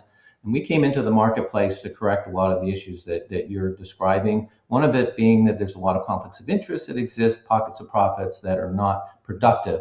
And in our company, we've addressed all of those. We're having a good Well, time. thank God We're for very that. popular these Thank God days. for that. You're making a lot of people happy. I mean, there are people who probably, in many cases, especially older people, a third to half of what they get from Social Security and what I was probably going right to that. So, Crazy. this is life or death for a lot of people, and you're providing a wonderful service. Renzo Luzzati, founder and CEO of USRX Care. Please come back again, and thank you for coming on. Thank you for having me. You bet. It's a pleasure. All right, 8:28 when we come back. Merging streetwear with messages of strength and social change. We'll speak with the founder of the Passionate Rebel Foundation in just a moment.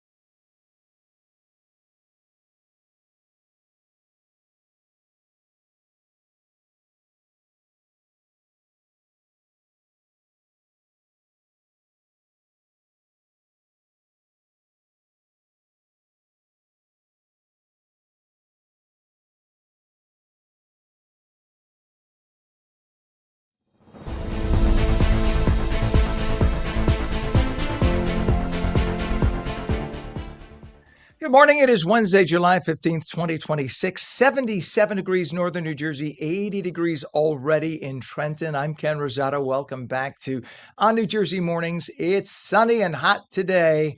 Highs up to the mid 90s. We are in the middle of a Hayat Wave. So we go straight to meteorologist Mike Favetta to explain what a Hayat Wave is. I don't understand these meteorological terms, Mike. What's a Hayat Wave?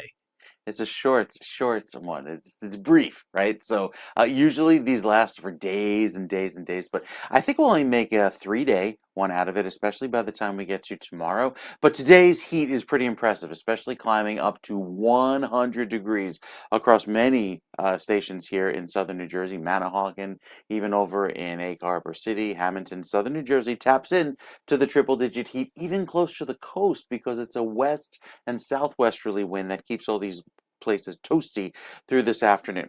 Reason for that being the southwesterly breeze pumping in the very humid air and allowing for that heat to rise throughout the day. There's your wind just updating right now, anywhere from 15 to 25 miles per hour on average. And the pollen to the grasses and weeds at the moderate level, not terribly high, but noticeable, especially those with sensitivity. Now, with the record heat at 104 for the day in Newark back in 1995, I don't think we'll get that hot, but we come pretty close with the actual air temperature and the heat index well above the average of 87 degrees.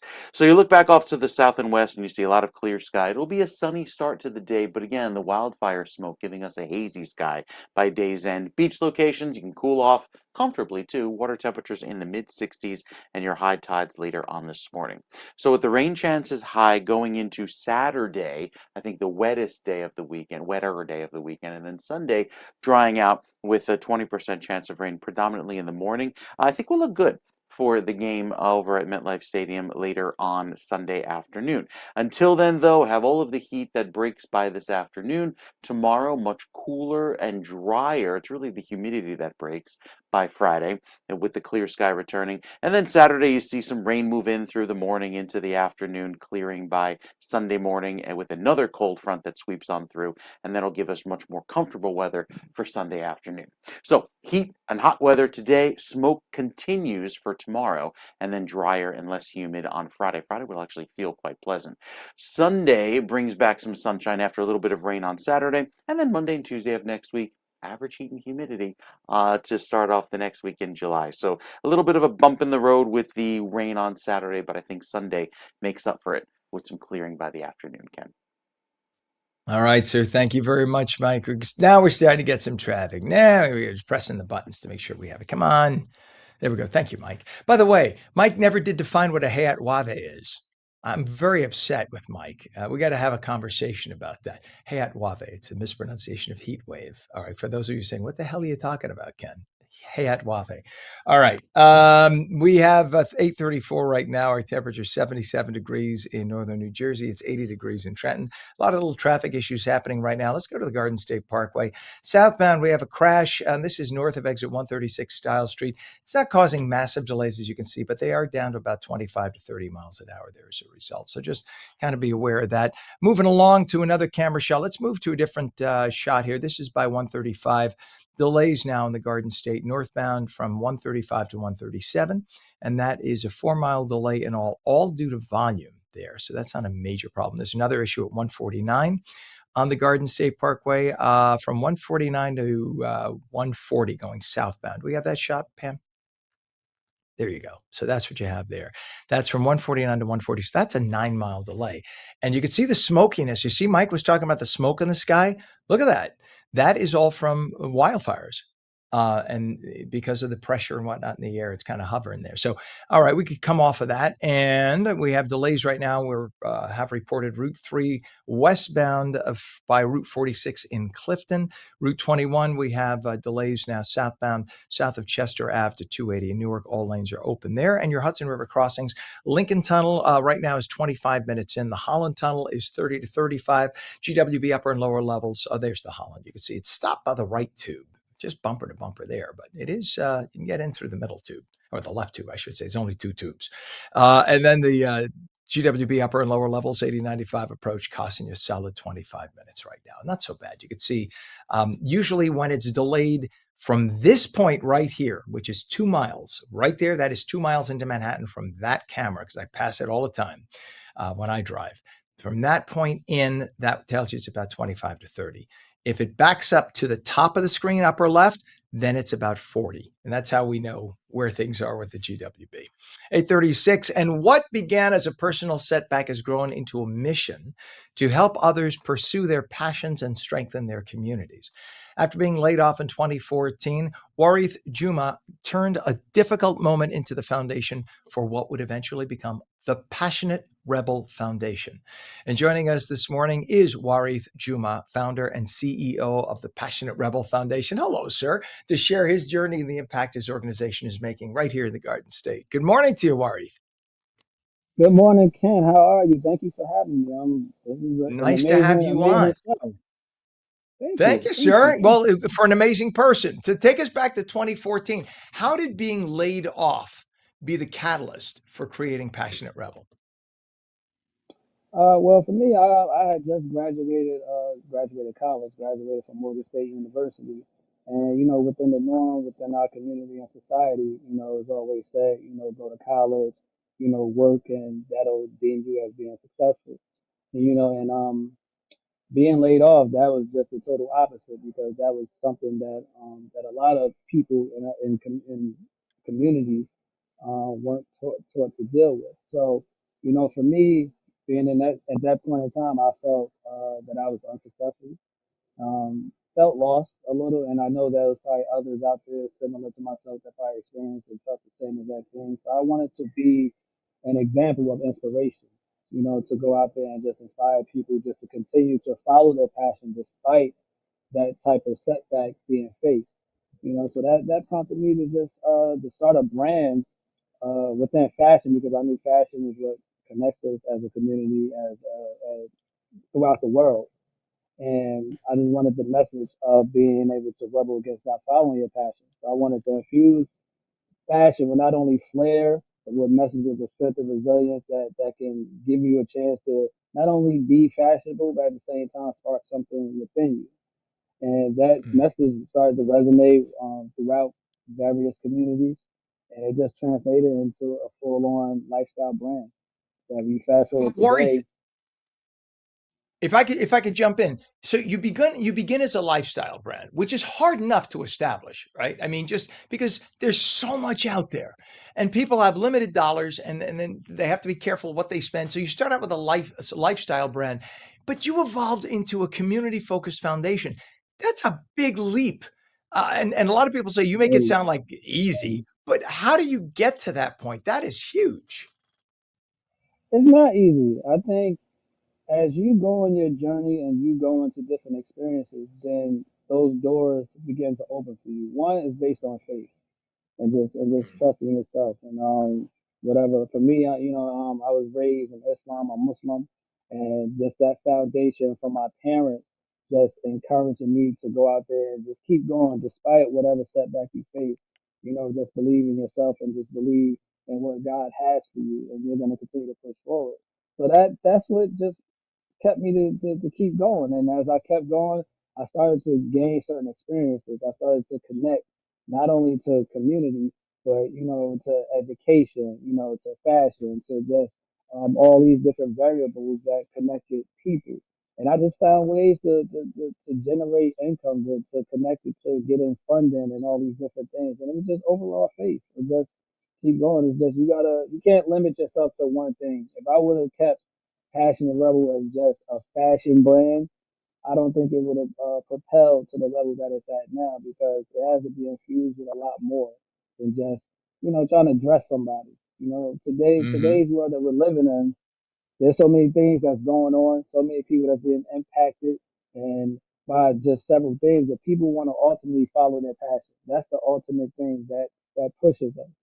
So to be an inspiration and to be a prime example, you have to give a blueprint in a sense of how to get there. So go ahead. I was going to say, you love to say your mantra is rebel against not following your passion, right? So it's about if you Yes, don't follow your passion, you are not being true to yourself, basically, right? 100%, 100%, and that's your love for these derived from your passion, and that's how you have to continue to go at things. Everything is going to require you to be passionate about something, and honestly it stems from your childhood of things that you're passionate back then. I remember I was at the track running one day, and a gentleman came to me and said, how you feel as a kid is how you should feel now when it comes to things that you're passionate about. And I kept that with me. I remember him saying that to me in 2015, and I kept that with me ever since. That's amazing. And you guys help young people a lot in New Jersey. Why do you think helping young people identify and pursue their passions is so important?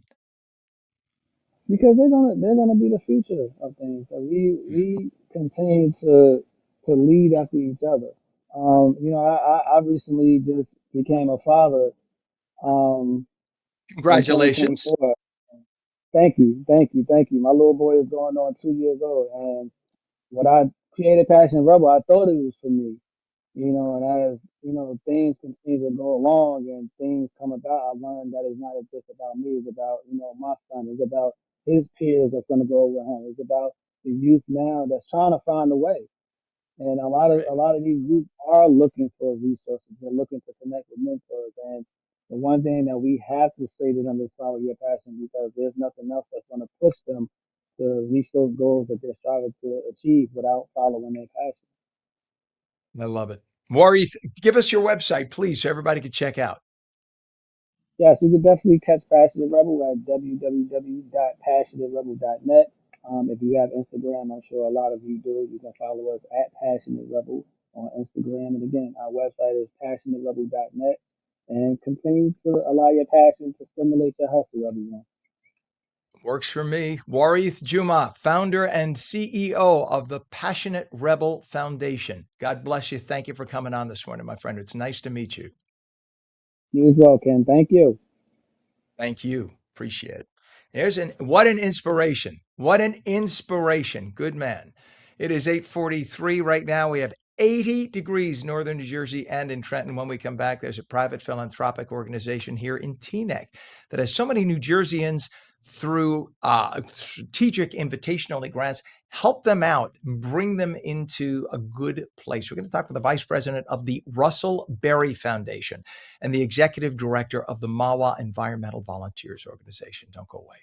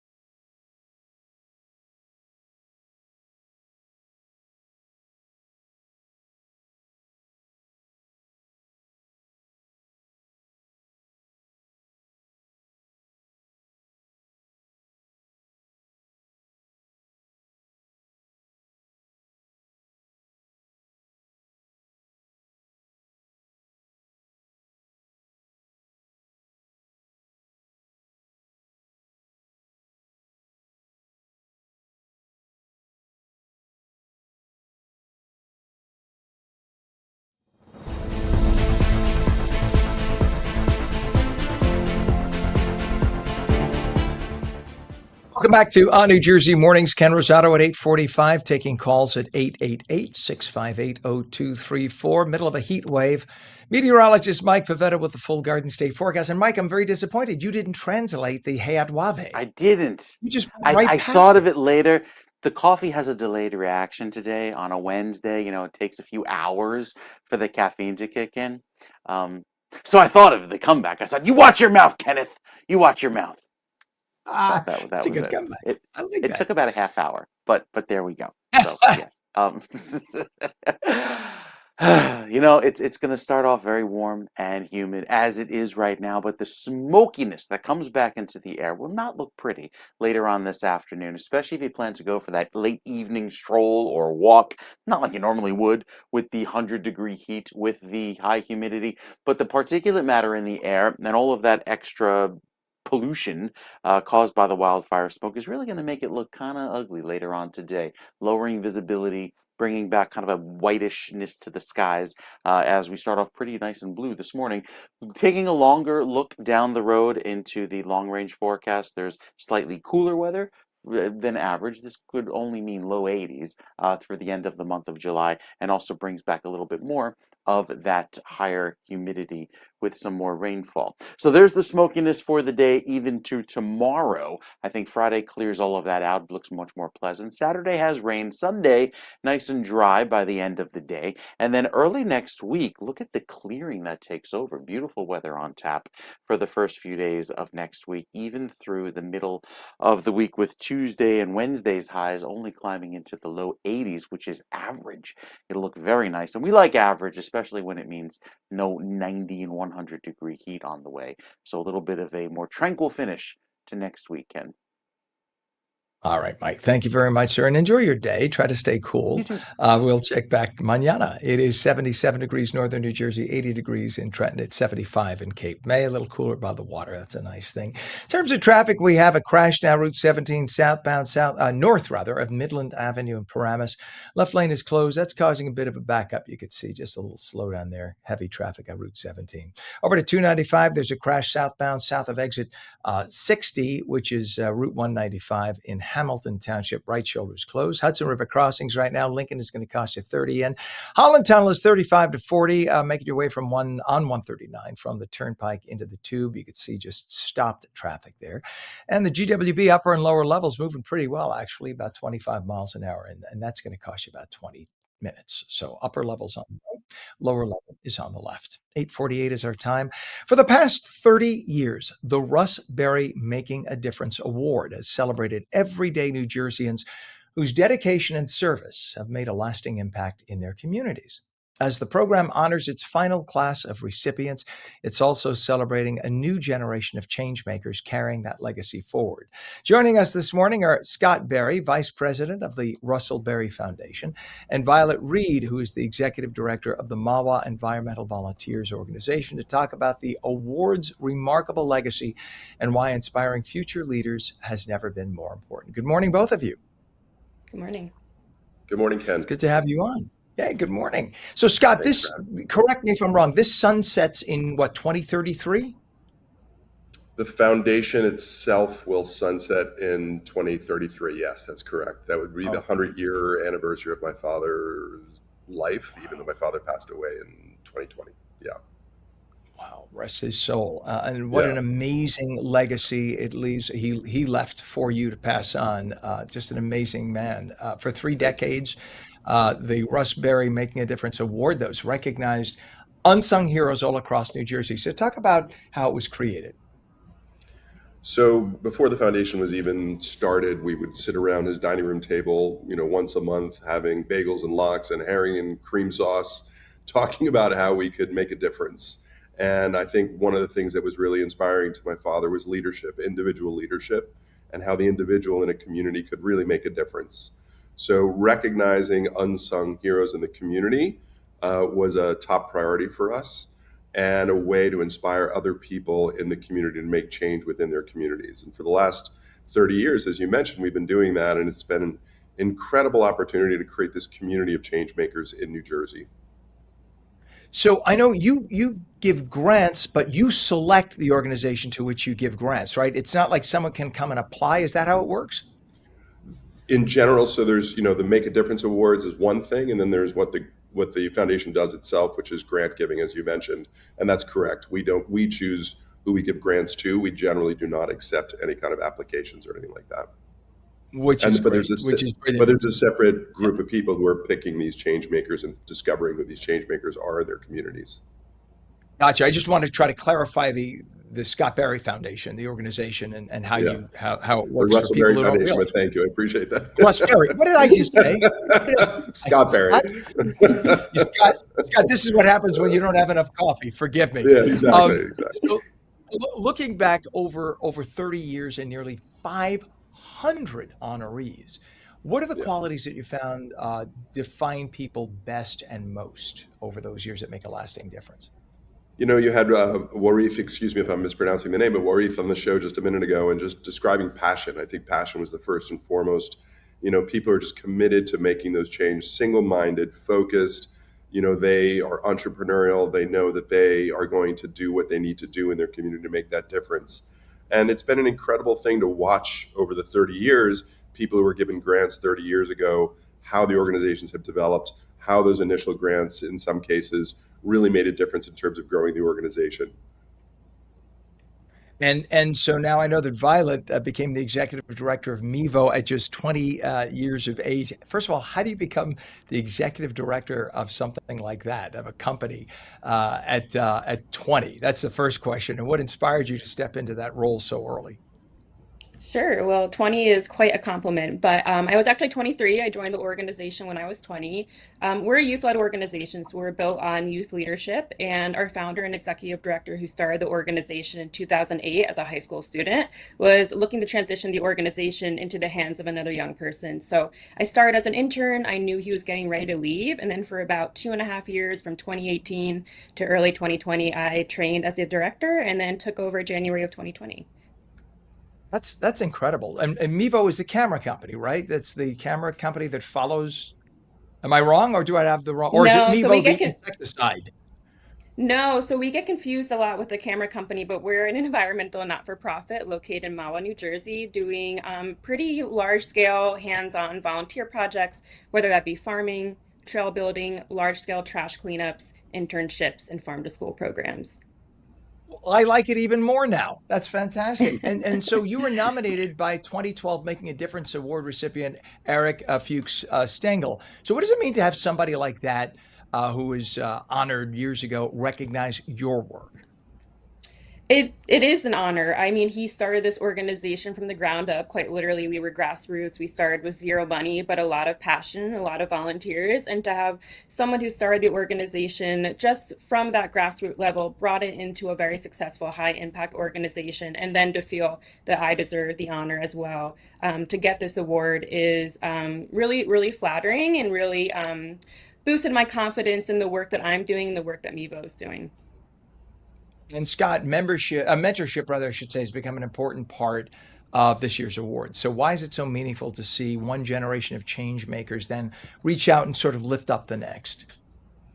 Yeah, so Eric, who nominated Violet, as you mentioned, received his award in 2012. So it's kind of incredible that years later he's nominating Violet and the organization and Mevo, and now we're celebrating her. So it's just it pays it forward, and so to see this carry on in that way, even though our dollars are ending, to see that it continues to have life going forward is really sort of very gratifying. Talk about the fact that this is the final group of honorees, and why this time is that? Why have we decided that this is the point where it ends? In philanthropy, the source of funding is always an interesting issue. You want to, we call them social investments. And the idea with a social investment is just like investing in anything financially. You hope that it will have a life of its own as it goes forward, that it's not just going to be reliant on the money coming from you, that the idea will start to spread. So for us, we feel like the Make a Difference Awards has gotten incredible traction. We've built up an incredible cohort of people making changes and differences in their community, and that it just can't continue to go on forever. And it's in line with the sunsetting of the foundation in general. And one of the things that my father believed very strongly in was whatever the issues of the day that were important to him when he was alive would not hopefully be the issues of the day 30 years from now. So in many ways, things have changed. In many ways, they've stayed the same. And so I think that it's a very healthy thing to sunset and to let the next generation take the lead on what the issues are that are important today that he could perhaps not have thought of 30 years ago. Very, very wise man, your dad. Incredible. Yeah. And Violet, for young people watching who want to make a difference, but they don't know where to begin, what would you tell them? What's your advice for them? I think it sounds cliche because I feel like a lot of people tell young people this, but start volunteering in an organization you're passionate about, whether it be an animal shelter, a river cleanup project, a homeless shelter, even. I think your passion is best put towards action. And when you can get on the ground and help people in need, that's where that spark of wanting to change really takes off, I think. Fantastic. We are very lucky in the state of New Jersey to have both of you and your organizations. It makes this state what it is, and it's a very, very special place. So I want to thank you both for coming on. Scott Berry, Vice Thank you, President Ken. of the Russell Berry Foundation, Violet Reed, Executive Director of the Mawa Environmental Volunteers Organizations. Congratulations to you, by the way. And thank you both for coming on this morning. We appreciate your time. Thank you, Ken. Thank you. You bet. All right. It is 8:57 right now. Very hot. 81 degrees now, northern New Jersey. 80 degrees in Trenton. A little cooler at the shores. 79 at Cape May. And meteorologist Mike Favetta says we are in the middle of a heat wave. We'll have sunny, hot conditions today. Highs mid-90s. Another day in the 90s tomorrow. And that's on New Jersey Mornings for your Wednesday, July 15th, 2026. I'm Ken Rosato. Remember, you could stream us at ONNJ.com, ONLACA.com, ONFLA.com, Roku, Fire TV, News on Samsung TV Plus, Apple TV, YouTube, Facebook, and X. We also stream live on Substack, Rumble, Twitch, and Local Now. Catch you again tomorrow morning at 7. Tell all your friends about us. Till then, have a great day.